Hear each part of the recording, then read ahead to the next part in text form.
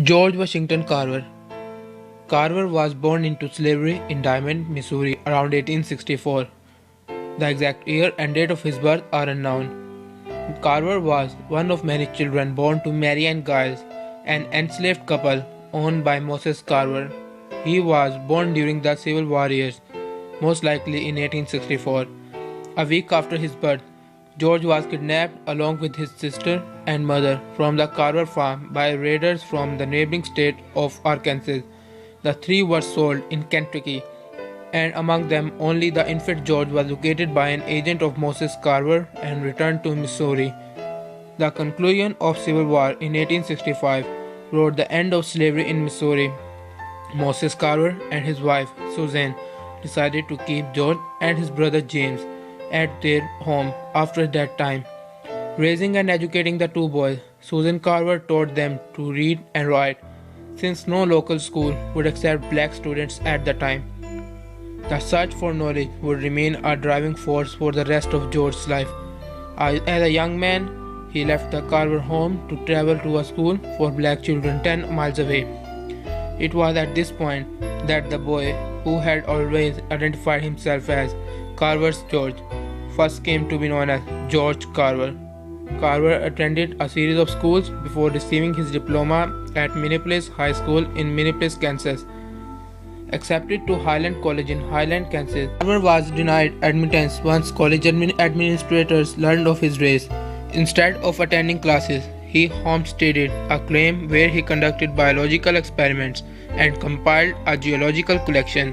While interested in science, Carver was also interested in the arts.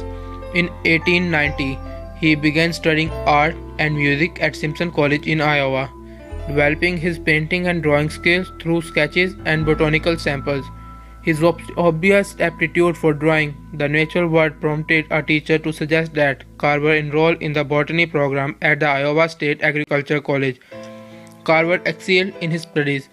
Upon completion of his Bachelor of Science degree, Carver's professor Joseph Burt and Louis Pamel persuaded him to stay on for a master's degree. His graduate studies included intensive work in plant pathology at the Iowa Experiment Station. After graduating from Iowa State, Carver embarked on a career of teaching and research.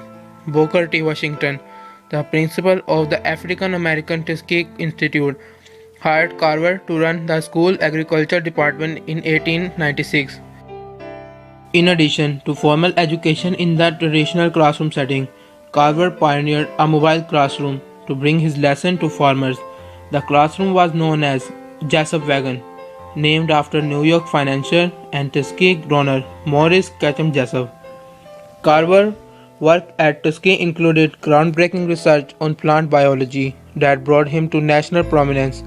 Many of these early experiments focused on the development of new uses for crops such as peanuts, sweet potatoes, soybeans, and pecans. The hundreds of products he invented included plastic, paint, dyes, and even a kind of gasoline. In 1920, Carver delivered a speech before the Peanut Growers Association, attesting to the wide potential of peanuts. The following year, he testified before Congress in support of a tariff on imported peanuts. With the help of Carver's testimony, the proponents of the tariff were able to institute it in 1922. Carver's prominence as a scientific expert made him one of the most famous African Americans of his time. However, Carver had already achieved international fame in political and professional circles. President Theodore Roosevelt admired his work and sought his advice on agricultural matters in the United States. In 1916, he was made a member of British Royal Society of Arts, a rare honor for an American. Carver also advised Indian leader Mahatma Gandhi on matters of agriculture and nutrition. George Washington Carver used his celebrity to promote scientific causes for the remainder of his life. From 1923 to 1933, Carver toured white Southern colleges for the Commission on Interracial Cooperation. Despite his involvement with government-funded scientific research and programs, Carver largely remained outside of the political sphere and declined to criticize prevailing social norms outright. George Washington Carver died on January 5, 1943, at the age of 78 after falling down the stairs at his home.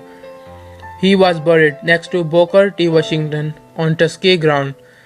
Carver's epitaph reads, "He could have added fortune to fame, but caring for neither. He found happiness and honor in being helpful to the world." A project to erect a national monument in Carver's honor also began before his death. In 1943, President Franklin D. Roosevelt dedicated $30,000 for the monument west of Diamond, Missouri, the site of the plantation where Carver lived as a child. This was the first national monument dedicated to an African American. The 210-acre complex includes a statue of Carver as well as a nature trail, museum, and cemetery. Carver's iconic status remained after his death, in part due to steps that Carver and others took during his lifetime to establish his legacy.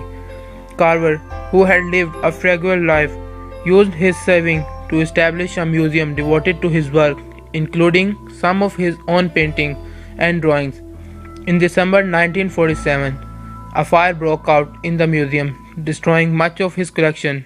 One of the surviving works by Carver is a painting of yucca and a cactus displayed at the Chicago World's Columbian Exposition of 1893. Carver appeared on U.S. commemorative postal stamps in 1948 and 1998, as well as a commemorative half-dollar coin minted between 1951 and 1954. In 2005, the Missouri Botanical Garden in St. Louis opened a George Washington Carver Garden, which includes a life-size statue of the garden's famous namesake.